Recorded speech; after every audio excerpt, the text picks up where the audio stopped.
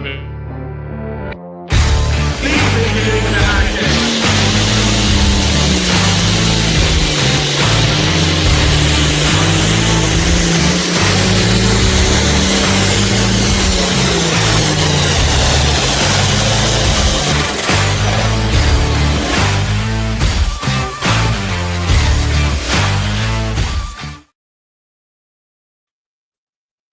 Ladies and gentlemen, this is the second installment of Dropping the Hook for the Carolina Truck and Tractor Pullers. This is starting the 2025 season, kicking us off. Obviously, I'm going to talk about a couple of events. I got Mike Ward joining me here today. He's going to be you're going to have kind of a quiet season this season, aren't you, Mike? Yeah, slow up a little bit, looks like. Where's that small block? You got rid of your small block mini rod after 3 championships. You said you had enough. Yeah, trying working on starting something different. Could be good, could be bad. It's just we'll see what happens. Well, while we got a second, let me go ahead and jump into a few things. Let me switch my screen over here. Where is it at? There it is. All right, let me switch a few things over right here real quick. Number one, obviously, why is that showing? There it goes. All right, Stanley County Fairgrounds, April 12th, 6 p.m. Pro Farm Classic Moss, Altered Farm Pro Street Diesel, Pro Stock 4s, Small Block Minis, Hot Street Gas, and Open Street Diesel. $20 cash only. Let me go ahead and tell you something real quick, folks, and I need to add this, and I'll show this a little bit later. There is still trackside parking available, only about 8 spots.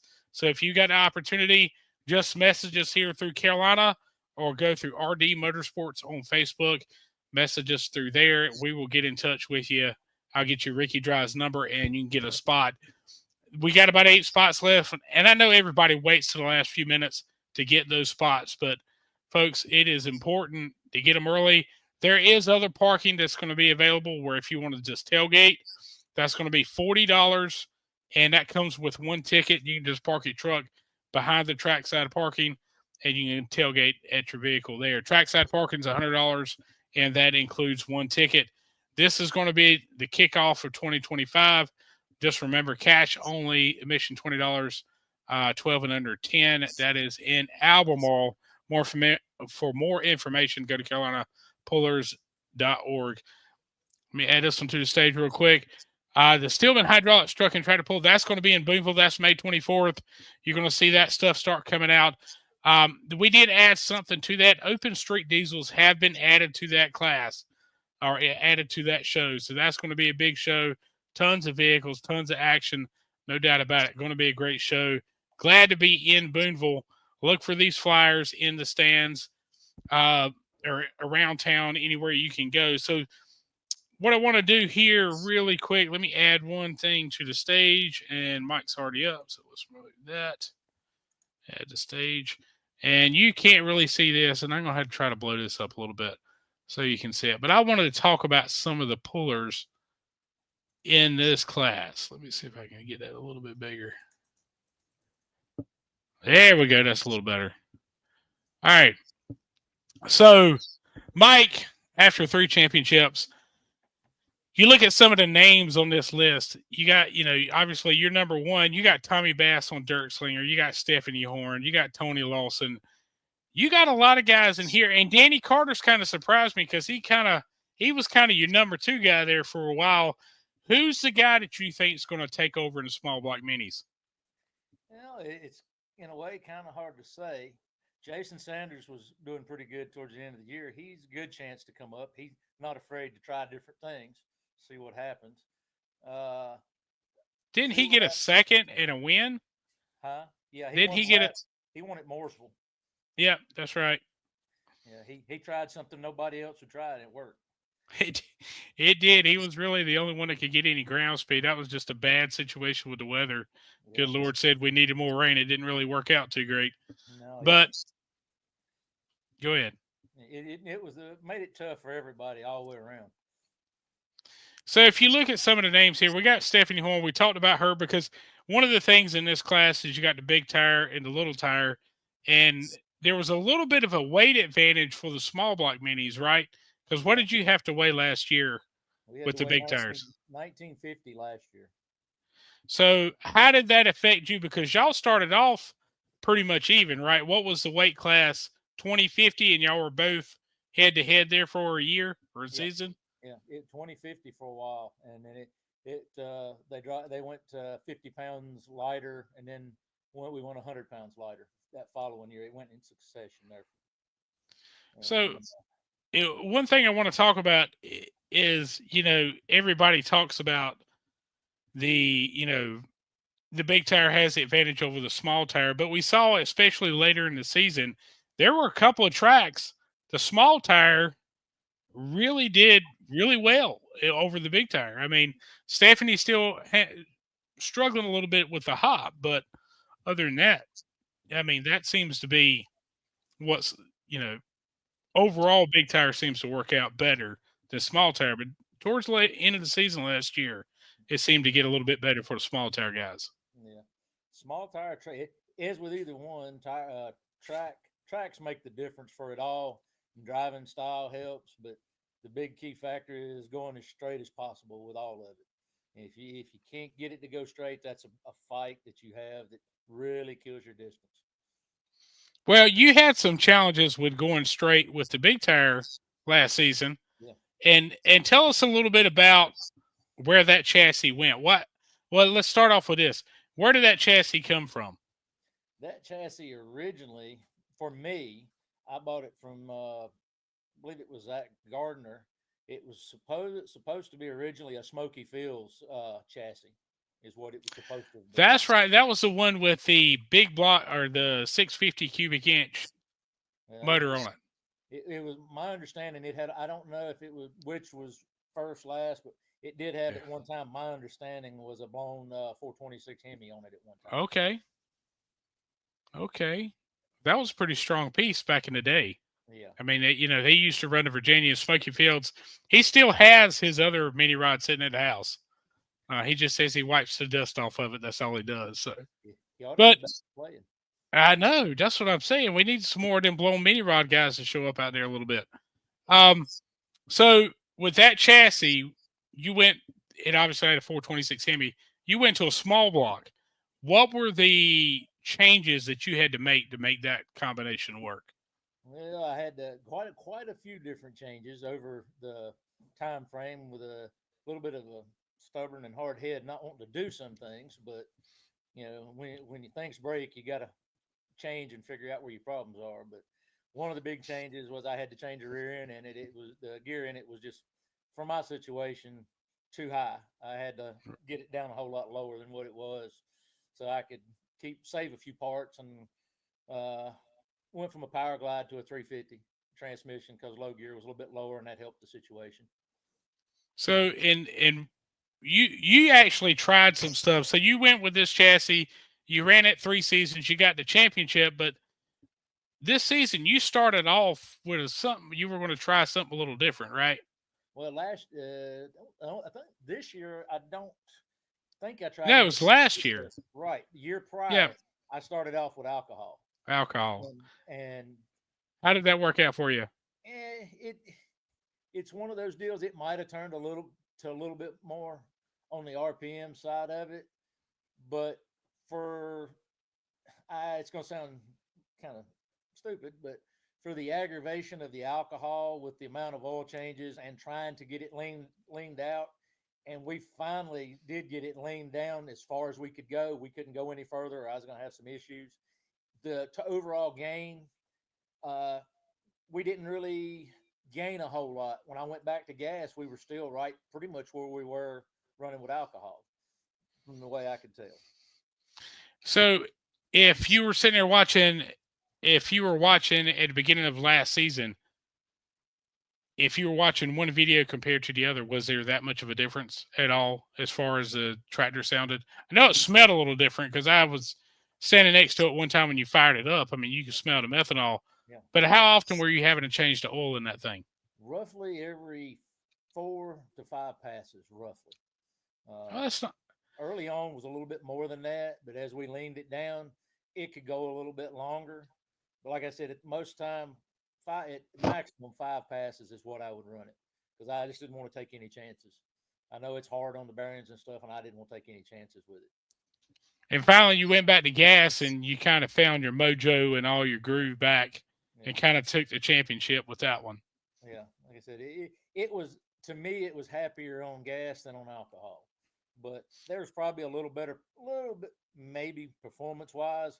But when I looked at distances, how it reacted, I couldn't convince myself that it made a big enough difference for me to stay with it and run with it. Well, while we're talking, since we're bringing this up, this is actually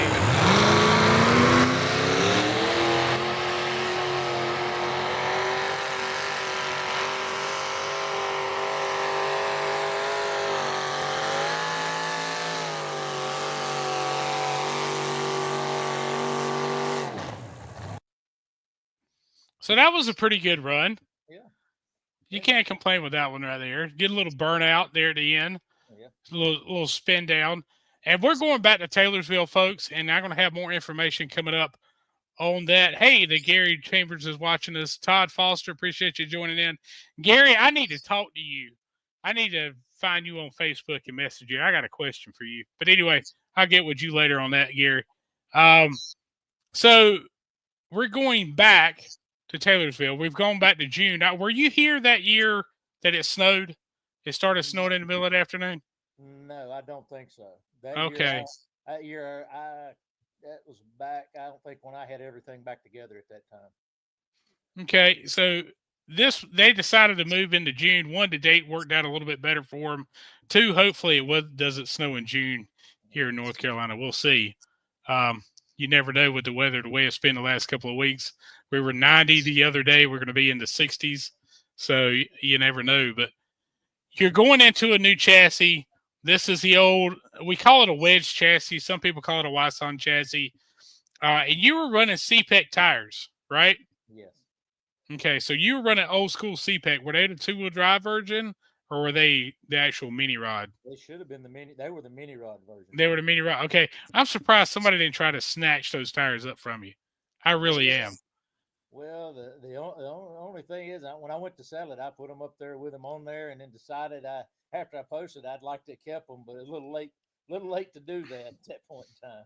Yeah, because I was going to say that's going to be one of the challenges. Now, this new chassis you're getting, by my understanding, was the one that Bonnie Waters had down It's here. Is a that correct? it's a combination chassis. From my Okay. understanding, it's Ty Miller's old chassis, but Right. they used, if I understood correctly, the front half is from their original modified, and the roll cage is from Bonnie's chassis, I think. And I may have it swapped, Okay. but Well, that chassis flipped right after he bought it. yeah, they grafted, took it to Chaos Fabrication, and had the grafting done there. I got you. I got you. Okay. Well, I mean, so you got basically a new ride coming up, and we were talking earlier before we got on the air. You're basically, hopefully, going to have it ready by maybe State Fair towards the end of the season. Yeah, I'm hoping that technically I'm hoping is to be the latest time, but that's it. Just parts and getting everything. Uh, I'm afraid to say any earlier than that. Like I said, I swear that's my latest that I want it to be ready, and it could be after that fact. But I'm hoping by at least then, so I can make a pass or two before next year. Well, you never know with parts. Sometimes parts you can get them in time. Sometimes you may run into a little snag there. So, we talked about your mini rod escapades, and you're going to a big block blown Chevrolet, correct? Yes. So why not go with the Hemi or go with something else different? Just because you know Chevrolet so well, or I I know small blocks pretty good. Big blocks I've not messed with a whole lot. I guess you could say I'm lean more towards old school type, and uh, I'm Chevrolet fan.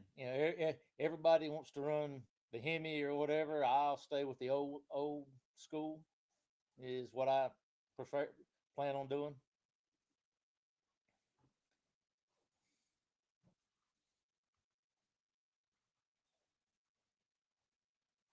Plus, it's a little bit cheaper to run Chevrolet, probably. it is. We talk about and Jimmy Thigpen's got a great piece. If you're looking to get in the blown mini rod class, he's got a wedge chassis, F106 chassis. I mean rear end, and it's got a big block blown forward. And that thing, let me tell you something, it's not the top dog of everything, but if you want to be consistent, run every week, have a good time. And that's the thing about it, folks. If you're going out there in this sport, nobody's really making money. We're doing it as a hobby. And I would say if you're looking for a good tractor, that's definitely one to look at. If you got any inquiries about it, and it's a good price. Last price I heard for it was like 40. So, the rear end alone in these mini rods now, you're going to have a planetary, which is going to be a little different than what the F-106 is. But that baby is going to be, you're talking $10,000 to build a rear end if you start getting gun drilled axles, solid aluminum carrier, the whole 9 yards. So it's a good deal, good price for that.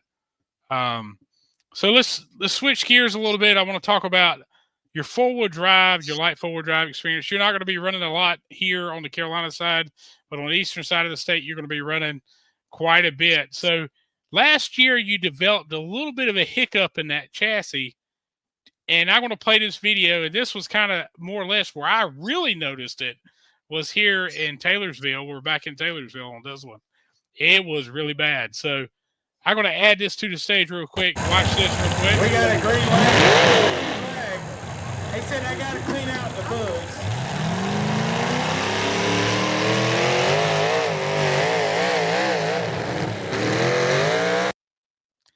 Now I'm going to pause it right there. Mike, what happened? What caused all this to happen? I would love to know. I know we redone some things, found a few things bent that you didn't see before. Hopefully that'll take care of it. But won't know till the first pull this year. It's an aggravating situation because if there were some changes we made during the year and it wouldn't bounce, and then tweak just a little bit more, and then it'd go to bouncing and just almost not quite that bad, but it'd go to bouncing again. That was probably the worst out of all of it. And I got a slow-mo video somewhere, and I got to find it. But it shows at one point, these rear tires right there where my mouse is sitting, if and you can't see it, but right there in the rear tires, the back end looked like it was a foot or more off the ground. I mean, it was just cleared, hopping up and down. What do you do to drive out of that? You hear the RPMs change a little bit. They kind of go up, kind of go down. How do you try to get out of that? When it gets that bad, there's not much. What everybody's told me is either you drop the hammer on it or you just let off. And I tried to feather a little bit, tried to get it to settle and go back in it, and it just didn't work. And it bounced hard enough, it knocked me over, knocked my arm over into the shifter, and knocked it up into neutral.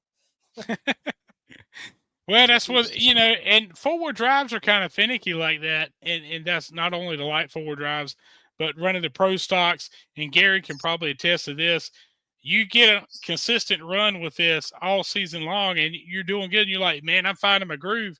And then you get to that one track where it's like, let me throw a little kink in you, and let's see how bad we can aggravate you. Gary, if you've got it, and you're watching right now, or we're watching, if you're still watching, if you got any words of wisdom on that, because let me tell you something. I've seen four-wheel drive guys, and I've got one of Tony Everett, and that I'm going to have to show you what happened to him in Lumberton many years ago. But that tells you how aggressive, because if you watch, I'm going to back this up a little bit. Let's back it up a little bit. I want y'all to watch and see how many times he hops. They said I got to clean out the bugs.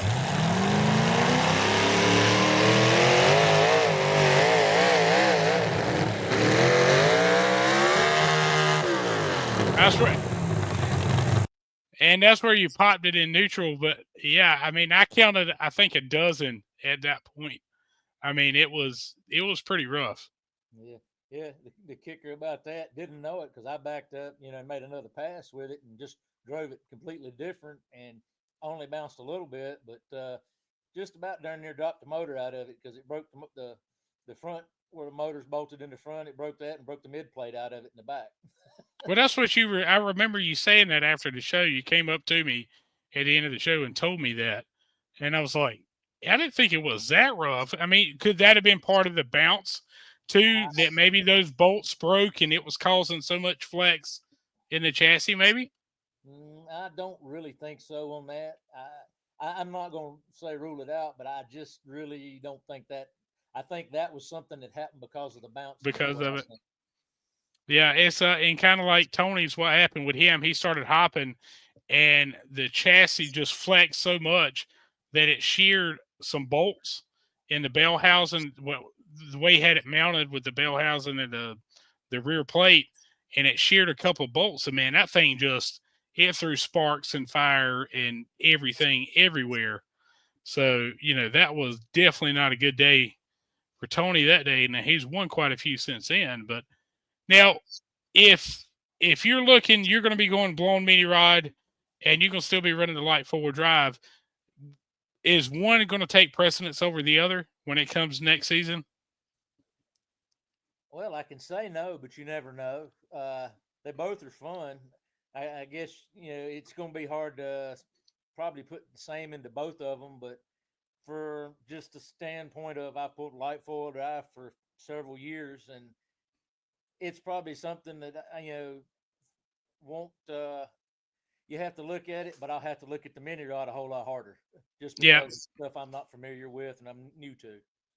Well, I was going to say not only that, it's going to take a little bit more maintenance with that blower motor over than this truck. Which that's one thing about it. You might want to keep the truck around just because you can just kind of hop in it and kind of run it, where you don't have to. I'm not going to say you don't have to think about it, but you don't have to focus so hard on it, I guess, maybe. Yeah. There's less. I would say the light four-wheel drive probably is on the less side of issues or maintenance, unlike the big RPMs on the trucks and the tractors. A lot of stuff you got to really check. It's one of the easier maintenance classes, I guess you would say. And that's definitely a good class. If you're looking to get into sport, that's another good class to get into, along with the small block minis. I would say it's affordable, but they're all, you're all going to spend some money definitely putting these things together. Let me pull this up real quick because I definitely wanted to show that there's a couple of things that's happened today. Number one, I'm going to touch on. Let me flip this over real quick. Add to stage. Yes, please. And there it goes. Number one, go to carolinapullers.org for all your information. The mobile site, I'm going to do some changes to over the next 24 hours. So just if something's not quite right, give it a little bit of time. Obviously, the schedule, this is what it is. Everybody wants to know the classes. I can tell you right now in Taylorsville, two-wheel drives, light pros, you're going to be in that show. Pro Mod 4s, that's going to be in Taylorsville too. I should have the flyer out for you guys. I'm going to probably say by the end of the weekend. Greenville, Tennessee, still working out some kinks on that one. But most of these other shows are pretty much set. I'm going to get with Chad over the weekend. We're going to get that list together and try to get everything sorted out so everybody, all these pullers, know where to go. Hey, Holly Eford. You're not related to Mike, are you? But looking at a couple of these, you got Rich Hill, Mooresville. We're glad to be back there. That may be a 2-night. Still working on that. Julian may be a 2-night. That's at Piedmont Dragway. And Hickory is looking to be a 2-night this year. They're going to bring in a big show for that one, folks. We're still working on some things for that one. So that's something to look at. Number two, I want to switch over to Facebook real quick. The big news of the day, if you haven't been paying attention, and I'm just going to open this one up here. Galat Motorsports Park has been sold. If you've been on social media today, you have no doubt seen it. Mr. Earl Wells, got to give a big shout out to him and John and the whole family for keeping that or building the reputation of that track. Because, folks, it's the only temperature controlled track that I know of, and had some of the biggest and best tractor pulls I've ever seen. I've been to a lot of big pulls all over the country, and let me tell you, if you want to see first class pulling, they're gonna still have the pull at the end of May. So definitely don't want to miss it. That pull is still on. You don't want to miss that one, but go check that out. If you're on the eastern side of the state, anybody you're going to talk about some of the biggest, baddest mini rods. You got super stocks. That's going to be a big show. So if you get the opportunity, definitely go to Galot Motorsports Park on the eastern side of the state. A lot of our pullers will be there in the Pro Farm class. Super Farm class. So that's definitely going to be a good one to check out. But that's been the big news as far as Galot Motorsports Park today. Definitely another shout out. Thanks to Earl Wills and the whole family, and for building that place. Because let me tell you something, that is a first class venue. Mike, have you ever been there before? I've been there and watched Grand National pools that they've had, but I've never pulled there. Yeah, it's just a big venue, plenty of seating, good food. That's just a great place to go. While we got a second, let me pull this up. I want to pull one more thing up here on the media part.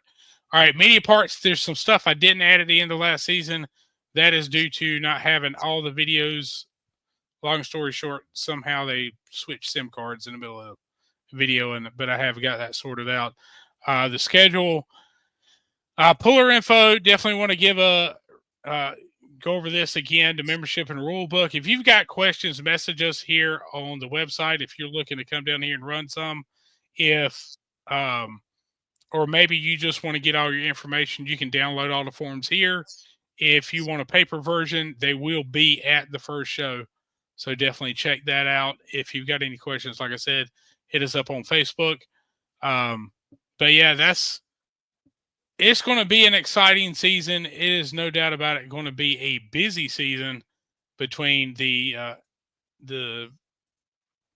everything going on. I mean, it's just going to be crazy. You guys, Mike, so you're pretty much going to have the summer off on this side of the state this season, the way it looks. Yeah, that's what it looks. Unless by chance something happens and the mini gets put together a whole lot sooner than it looks like. All right.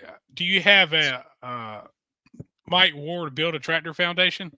Did you? Nice something like that. Yeah. Do you need to develop one of those? Maybe we need to get you one set up. Yeah.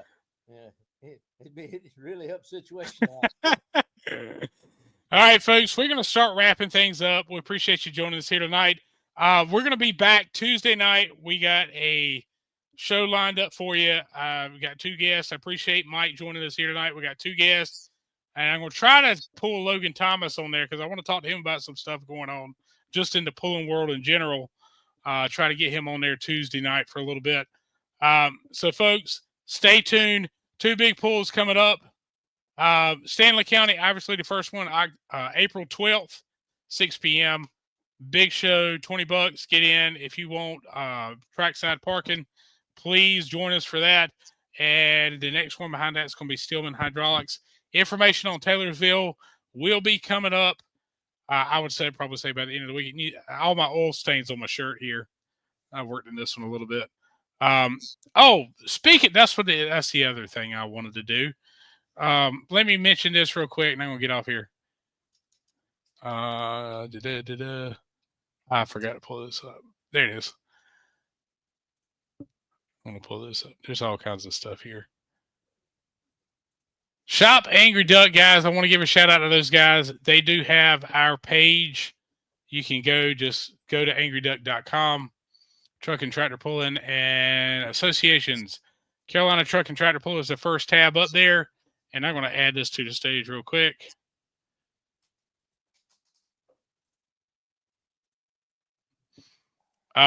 Just shirts, hats, all kinds of stuff there.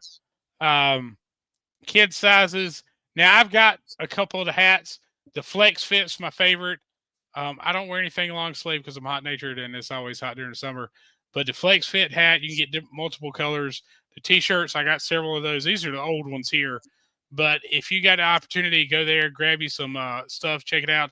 We're hopefully going to get some carried at the pool some point this season. We're still working on some things. So definitely check that out, angryduck.com. Mike, you even deal with Angry Duck. You got shirts from them and your crew shirts. I mean, they do a lot more than just T-shirts and hats. Yeah, I got fire suit, crew shirts, T-shirts, and hats.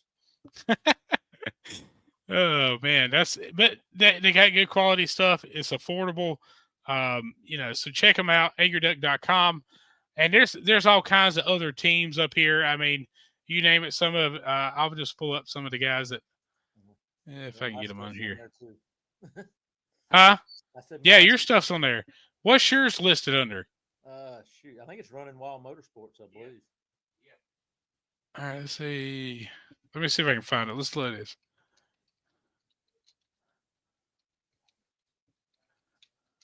I was wondering what class. There it is. So let's just pull that up. We'll pull up the hoodie. So yeah, there you go. You can get you a hoodie.